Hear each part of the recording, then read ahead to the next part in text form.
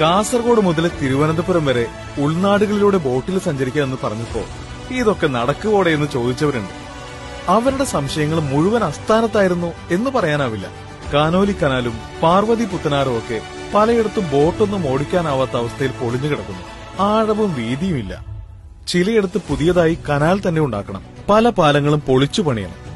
മണ്ണിടിഞ്ഞു കിടക്കുന്ന 2 തുരങ്കങ്ങൾ യാത്രായോഗ്യമാക്കണം. പലയിടത്തും വീതി കൂട്ടണം.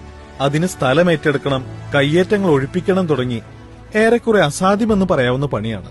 മുൻപ് പലതവണ ചർച്ചകൾ ഉണ്ടായെങ്കിലും അതൊന്നും എവിടെ എത്താതെ പോയി. പക്ഷെ ഇപ്പോ പഴയകാലമൊന്നുമല്ലല്ലോ. നടപ്പിലാകില്ലെന്ന് കരുതി എന്തൊക്കെ നാട്ടിൽ നടന്നു. തിരുവനന്തപുരം കാസർഗോഡ് ജലപാതയും നടപ്പാവുന്നു. വെസ്റ്റ് കോസ്റ്റ് കനാലിന്റെ ആദ്യത്തെ ഫേസിൽ തിരുവനന്തപുരത്തെ ആക്കുളം മുതൽ തൃശൂരിലെ ചേറ്റുവ വരെ 250 കിലോമീറ്റർ ബോട്ട് ഓടാൻ തയ്യാറായി കഴിഞ്ഞു.